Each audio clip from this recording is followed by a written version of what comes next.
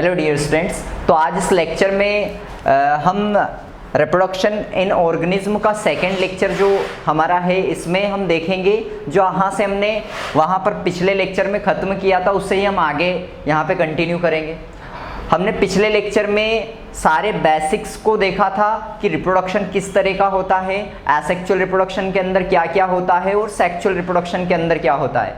हम यहीं से अब आगे केवल जैसे यहाँ आज हम बात करेंगे केवल सेक्सुअल रिप्रोडक्शन की, तो यहाँ पर ओनली सेक्सुअल रिप्रोडक्शन की हम आज बात करने वाले हैं इस लेक्चर के अंदर। सेक्सुअल रिप्रोडक्शन, तो जैसा कि हम जानते हैं कि जो सेक्सुअल रिप्रोडक्शन होता है सबसे बेसिक नीड जो होती है यहाँ पर वो होती है, यहाँ पर हमें दो तरह के गैमेट्स की ज़रूरत होती है, यानी कि अपोजिट गैमेट्स की हमें ज़रूरत होती है। तो सबसे इम्पोर्टेंट चीज़ है कि यहाँ पर हमें 2 गैमेट्स की रिक्वायरमेंट होती है। 2 गैमेट्स की रिक्वायरमेंट होती है। सबसे इम्पोर्टेंट चीज़ ये है कि 2 गैमेट्स की यहाँ पर रिक्वायरमेंट होती है। और जो मैक्सिमम ऑर्गेनिज्म होते हैं वो जो हायर ऑर्गेनिज्म है, मैक्सिमम के अंदर जो हायर ऑर्गेनिज्म है वो केवल सेक्सुअल रिप्रोडक्शन करते हैं। ऐसा क्यों?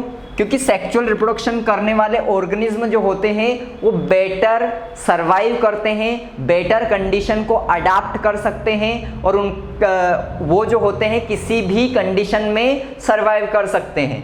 तो आपको याद रखना है कि सेक्सुअल रिप्रोडक्शन जो है ये किसी भी ऑर्गेनिज्म को बेटर अडाप्टेशन के लिए ज़रूरी है, इसलिए मेनली हायर ऑर्गेनिज्म क्या करते हैं, सेक्सुअल रिप्रोडक्शन करते हैं।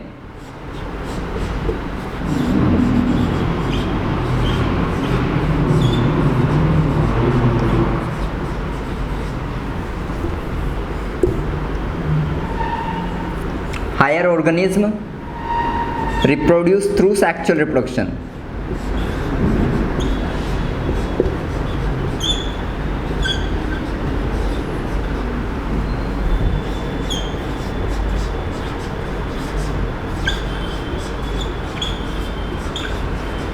अगली चीज़ आपको ध्यान देना है कि जो सेक्सुअल रिप्रोडक्शन है इसके अंदर हमें पता है कि जो पेरेंट्स होते हैं उनसे जो ऑफ स्प्रिंग होते हैं वो बिल्कुल सिमिलर नहीं होते हैं। यहाँ पर वेरिएशंस पाई जाती है, सेक्सुअल रिप्रोडक्शन के अंदर वेरिएशंस पाई जाती है और इन वेरिएशंस के कारण ही इवोल्यूशन आता है, इन वेरिएशन के कारण ही इवोल्यूशन हो पाता है। तो ये आपको ध्यान देना है कि इन वेरिएशंस के कारण ही इवोल्यूशन हो पाता है। अब देखिए जो सेक्सुअल रिप्रोडक्शन है हर एक ऑर्गेनिज्म में, यानी कि जैसे हम बात करें तो सेक्सुअल रिप्रोडक्शन एल्गी भी करती है, सेक्सुअल रिप्रोडक्शन एल्गी भी करती है, फंजाई भी करते हैं, एनिमल्स भी करते हैं, प्लांट्स भी करते हैं। हायर प्लांट्स की हम बात करें जैसे जिम्नोस्पर्म, एंजियोस्पर्म, तो ये सब क्या करते हैं, सेक्सुअल रिप्रोडक्शन करते हैं। कोई एल्गी है, कोई फंजाई है, कोई एनिमल्स है, कोई प्लांट्स है, सेक्सुअल रिप्रोडक्शन करते हैं। एनिमल्स के अंदर कुछ लोअर ऑर्गेनिज्म भी करते हैं और मेनली हायर ऑर्गेनिज्म तो सेक्सुअल रिप्रोडक्शन करते ही हैं। बट ध्यान ये देना है कि कोई भी ऑर्गेनिज्म हो वो सेक्सुअल रिप्रोडक्शन करे, सेक्सुअल रिप्रोडक्शन के लिए सबको सेम ही फेज से गुजरना होता है, यानी कि सभी को सेम ही फेज से गुजरना होता है। सेक्सुअल रिप्रोडक्शन के अंदर 3 फेजेस होते हैं, समझिएगा चीज़ों को। कोई भी ऑर्गेनिज्म जो है वो अगर रिप्रोडक्शन करता है सेक्सुअली तो उसके लिए अंदर क्या क्या फेजेस होंगे। तो देखिए सबसे पहला फेज जो होता है वो होता है जुवेनाइल फेज। सबसे पहला जो फेज होता है वो होता है जुवेनाइल फेज। और अगर ये जुवेनाइल फेज हम एनिमल्स के अंदर बोलते हैं, अगर प्लांट्स के अंदर इसी फेज को बोलें तो इसे कहते हैं हम वेजिटेटिव फेज।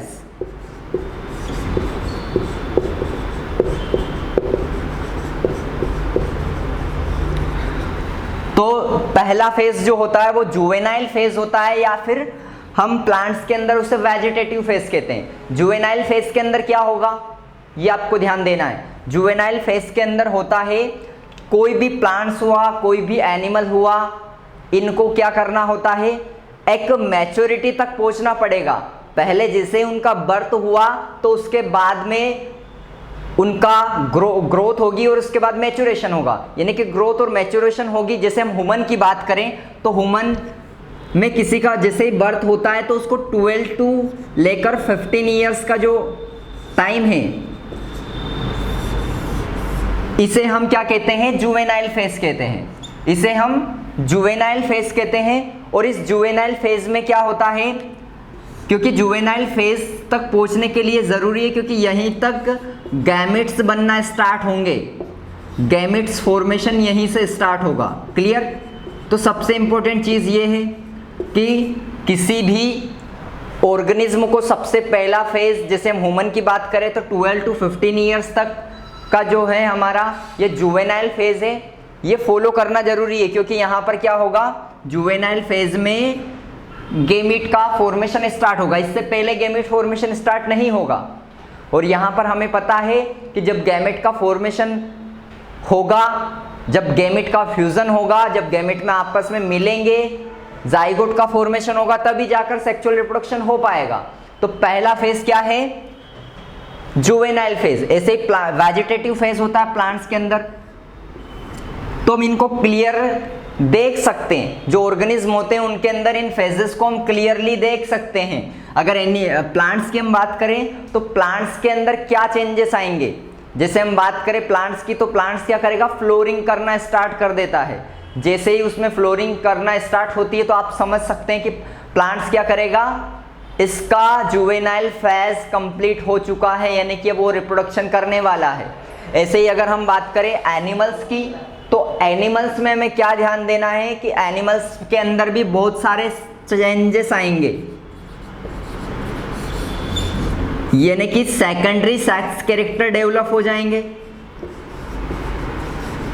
जैसे हम ह्यूमन की बात करें तो सेकेंडरी सेक्स कैरेक्टर डेवलप हो जाएंगे। क्लियर। यानी कि आपके प्राइमरी सेक्स ऑर्गन में डेवलपमेंट हो जाएगा, एक्सेसरी ऑर्गन में हो जाएगा, ग्लैंड्स से सिक्रेशन स्टार्ट हो जाएगा। ऐसे बहुत सारे चेंजेस आ जाएंगे बॉडी के अंदर, जैसे ही जुवेनाइल फेज तक पहुंचेगा कोई भी ऑर्गेनिज्म। क्लियर। अब देखिए जुवेनाइल फेज जैसे ही खत्म होगा, यानी कि कौन सा फेज स्टार्ट हो जाएगा, रिप्रोडक्टिव फेज। जुवेनाइल फेज खत्म, यानी कि सेकंड फेज कौन सा होता है, रिप्रोडक्टिव फेज।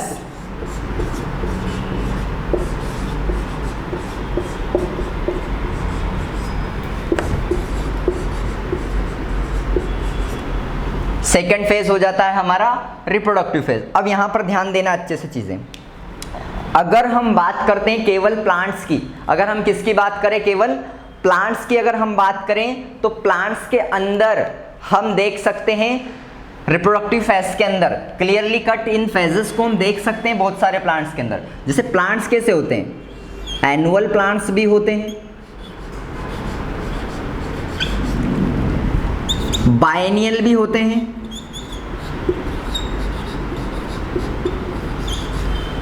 पेरेनियल भी होते हैं,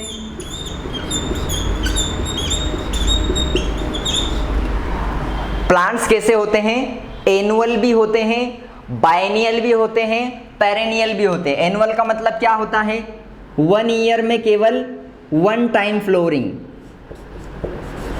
1 टाइम रिप्रोडक्शन के अंदर होगा। बायनियल में क्या होगा, 1 ईयर में 2 टाइम्स, पेरेनियल में मेनी टाइम्स।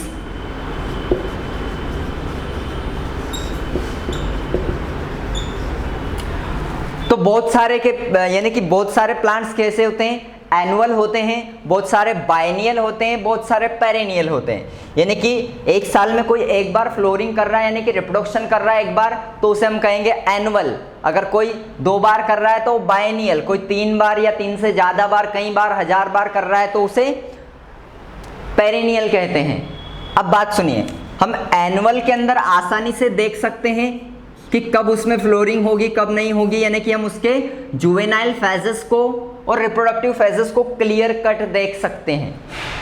बाइनियल में भी हम देख सकते हैं, पर हम पेरेनियल में देखना बहुत मुश्किल होता है, क्योंकि यहाँ पर हमें जो फेजेस होते हैं उनके बीच में गैप इतनी कम होती है कि हम सही से पता ही नहीं लगा पाते हैं कि जो प्लांट्स हैं उसका कब रिप्रोडक्टिव फेज आ रहा है, कब जुवेनाइल फेज आ रहा है या कब कोई दूसरा फेज आ रहा है।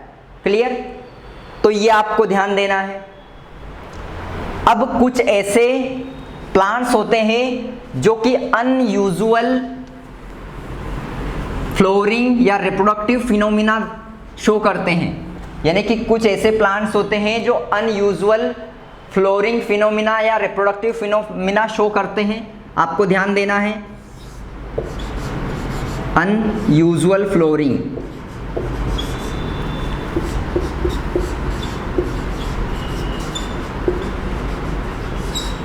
कुछ ऐसे प्लांट्स होते हैं जो अनयूजुअल फ्लोरिंग शो करते हैं।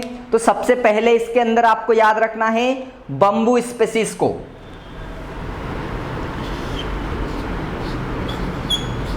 बम्बू का जो प्लांट होता है इसको याद रखना है। जो बम्बू प्लांट होता है वो लाइफ स्पेन में, उसके पूरे लाइफ साइकिल लाइफ स्पेन के अंदर वो क्या करता है, केवल एक बार फ्लोरिंग करता है। ये अच्छे से याद रखना है।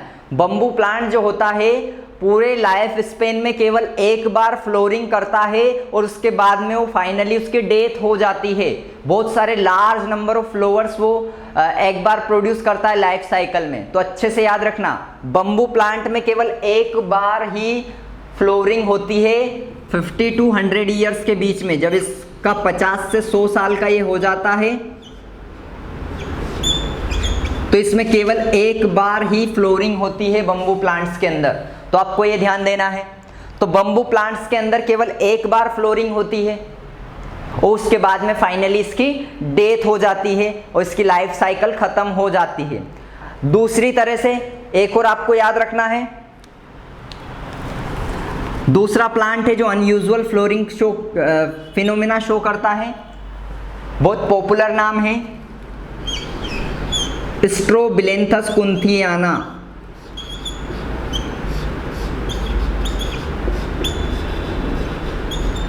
स्ट्रोबिलेंथस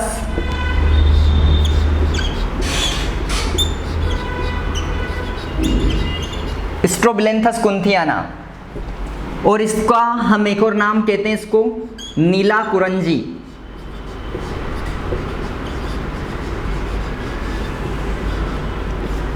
प्लांट का नाम क्या है? स्ट्रोबिलेंथस कुंथियाना, और इसको हम एक और नाम कहते हैं नीला कुरंजी। आपको अच्छे से ध्यान देना है, ये प्लांट जो होता है ये बहुत ही अच्छे अच्छे खूबसूरत फ्लावर्स शो करता है और ये 12 साल में एक बार, आफ्टर 12 ईयर्स, 12 साल में एक बार फ्लोरिंग करता है। केवल 12 साल में एक बार,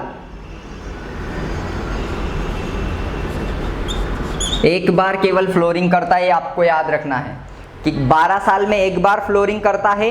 और ये कहाँ पर मेनली, इसको बहुत सारे टूरिस्ट देखने जाते हैं क्योंकि यहाँ पर बहुत ज़्यादा पॉपुलर, यहाँ पे जो फ्लावर्स होते हैं बहुत ब्यूटीफुल होते हैं यहाँ के, और काफ़ी ज़्यादा पॉपुलर रीजन है ये। तो कहाँ कहाँ पर पाया जाता है ये? मेनली केरला में, कर्नाटक में एंड तमिलनाडु में। तो केरला, कर्नाटक और तमिलनाडु में मेनली ये हमें प्लांट्स मिलता है स्ट्रोबिलेंथस कुंथियाना। अगर हम इसकी बात करें, जो एनसीईआरटी में मेंशन की हुई डेट की हम बात कर रहे हैं, वैसे एक बार और इसमें फ्लोरिंग अभी हो चुकी है। तो एनसीईआरटी में जो डेट दे रखी है आपको मेंशन, वो याद रखना है। आपको क्या दे रखा है? सितंबर, अक्टूबर 2006 इसमें दे रखा है। एनसीईआरटी में ये डेट दे रखी है जो आपको याद रखना है। सितंबर, अक्टूबर 2006 में इसमें पिछली बार फ्लोरिंग हुई थी अगर आप 12 ईयर्स को देखें इसमें, यानी कि इसमें 2018 में वापस फ्लोरिंग हो चुकी है, बट वो अभी एनसीईआरटी में मेंशन नहीं किया गया है। तो इसमें 12 साल में एक बार फ्लोरिंग होती है, जो सितंबर अक्टूबर 2006 के अंदर लास्ट हुई थी, यानी कि इसमें 12 साल में 2018 में वापस फ्लोरिंग हो चुकी है, बट वो अभी एनसीईआरटी में मेंशन नहीं किया है। तो ये आपको अच्छे से डेटा याद रखना है एनसीईआरटी का। क्लियर? उसके बाद में आपको ये ध्यान देना है कि अगर हम बात करें एनिमल्स की, जैसे बात करते हैं, अभी हम प्लांट्स की बात कर रहे थे, अब कुछ एनिमल्स की बात करते हैं। जैसे एनिमल्स में हम जैसे बर्ड्स की अगर हम बात कर लें, तो बर्ड्स जो होते हैं, बहुत सारे बर्ड ऐसे होते हैं जो कि कोई बर्ड अगर नेचुरल कंडीशन में रहता है, जैसे हम हैंस की बात करते हैं या पोल्ट्री बर्ड की बात करते हैं, तो पोल्ट्री में आपने देखा होगा जो पोल्ट्री फार्म के अंदर बर्ड्स रहती है वो कई बार एग्स ले करती है, यानी कि हर दिन, हर 2-4 दिन में अंडा देती है, ऐसा होता है। बट जो नेचुरल कंडीशन में बर्ड रहती है वो ऐसा नहीं करती है, वो उसके सीजन के हिसाब से ही अंडा देती है, क्योंकि उनको क्या किया गया है, आर्टिफिशियल मीडियम में इस तरह से तैयार किया गया है कि उसका कॉमर्शियल यूज किया जा सके। कॉमर्शियल लेवल पर यूज करने के लिए ऐसा किया जाता है उन बर्ड के साथ जो पोल्ट्री फार्म के अंदर रहती है। बट जो नेचुरल कंडीशन में अगर कोई बर्ड रहेगी तो ऐसा नहीं होगा कि वो इतने अंडे देगी। तो हम कह सकते हैं उसको हम रिप्रोडक्टिव फेज में नहीं गिनेंगे, उसके रिप्रोडक्टिव फेज में हम नहीं गिनेंगे जो कॉमर्शियल यूज के लिए यूज हुई है। तो ये आपको अच्छे से याद रखना है कि जो कॉमर्शियल एक्सप्लॉयटेशन के लिए यूज होती है उनको हम नेचुरल या फिर उनको रिप्रोडक्टिव फेजेस में नहीं गिनते हैं। क्लियर? ये सबसे इंपॉर्टेंट चीज आपको ध्यान देना है यहाँ पर, क्योंकि वो कॉमर्शियली यूज करने के लिए की गया है। ठीक, अब अगर हम बात करें एनिमल्स की, तो एनिमल्स जनरली जो प्राइमेट्स एनिमल होते हैं उनके अंदर मेंस्ट्रुअल साइकिल पाई जाती है, जबकि नॉन प्राइमेट्स जो होते हैं उनके अंदर ओएस्ट्रस साइकिल पाई जाती है। तो आपको अच्छे से याद रखना, जो प्राइमेट्स होते हैं, जो प्राइमेट्स होते हैं उनके अंदर मेंस्ट्रुअल साइकिल पाई जाती है।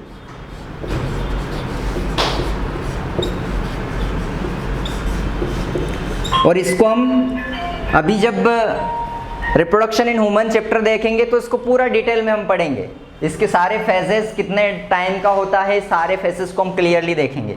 तो प्राइमेट्स जैसे कि ह्यूमन हुए, एप हुए, मंकी हुए, ये जो प्राइमेट हैं इनके अंदर मेंस्ट्रुअल साइकिल पाई जाती है, जबकि नॉन प्राइमेट होते हैं,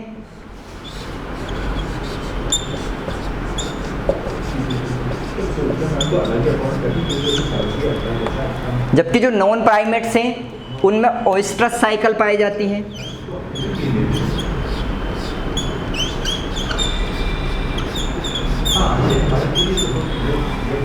उनमें ओएस्ट्रस साइकिल पाई जाती है। ओएस्ट्रस जने कि नॉन प्राइमेट्स में कौन है, जैसे काऊ हुई, उसके बाद में टाइगर हुआ, उसके बाद में शीप हुई, डियर हुआ, ये सब क्या है, नॉन प्राइमेट से। तो इन नॉन प्राइमेट के अंदर एस्ट्रस साइकिल, ओएस्ट्रस साइकिल पाई जाती है, जबकि प्राइमेट के अंदर मेंस्ट्रुअल साइकिल पाई जाती है। प्राइमेट, ह्यूमन, एप, मंकी, इनमें ओएस्ट्रस साइकिल पाई जाती है। ये इन चीजों पर आपको अच्छे से ध्यान देना है। क्लियर?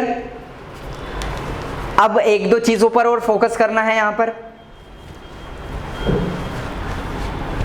अगली चीज आपको ये ध्यान देना है,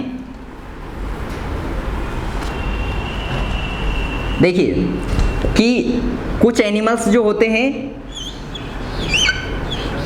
वो सीजनल ब्रीडर्स होते हैं।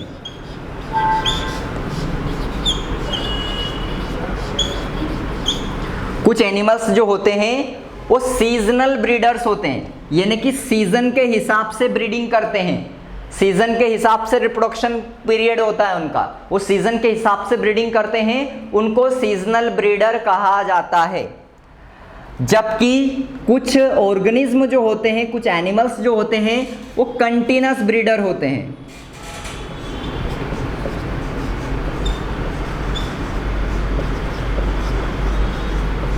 कुछ एनिमल्स जो होते हैं वो कंटिन्यूअस ब्रीडर होते हैं। कंटिन्यूअस ब्रीडर का मतलब है कि वो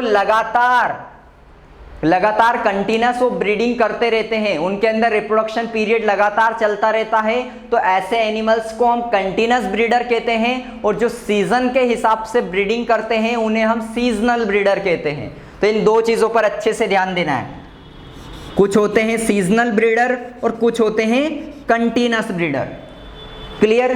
इन दो चीज़ों को आपको ध्यान देना है। तो हमने देखा था, देखो सबसे पहले हमने फेज देखा था जुवेनाइल फेज, पहला फेज था जुवेनाइल फेज, दूसरा फेज था हमारा रिप्रोडक्टिव फेज।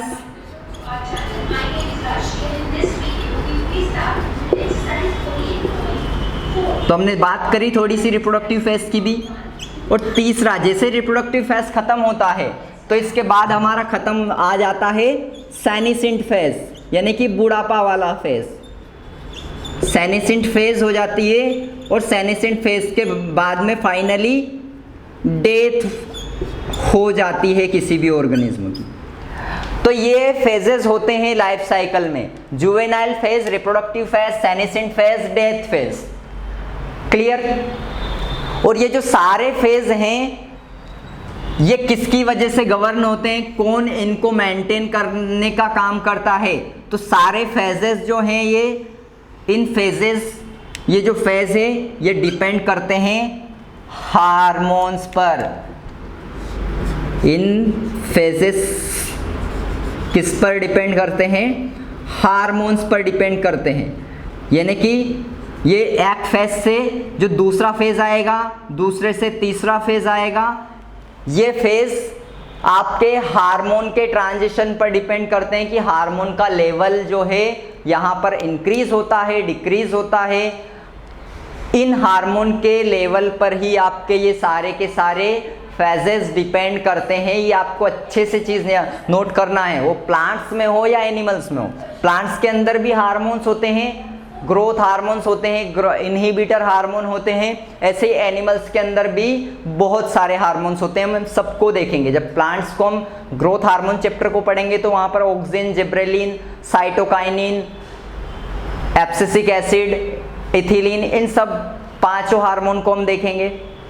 ऐसे ही हम जब एनिमल्स की बात करेंगे, ह्यूमन की बात करेंगे, तो ह्यूमन के अंदर हमारा केमिकल कोऑर्डिनेशन एंड इंटीग्रेशन जो चैप्टर दे रखा है, लास्ट वाला चैप्टर आपका ह्यूमन फिजियोलॉजी का, उसके अंदर पूरे हार्मोन्स ही दिखाए गए हैं आपको, तो उसको भी हम देखेंगे। तो आपको ध्यान क्या देना है कि juvenile phase, reproductive phase, senescent phase, ये जो एक फेज से दूसरे फेज में ट्रांजिशन है ये टोटली हार्मोन्स पर डिपेंड करता है।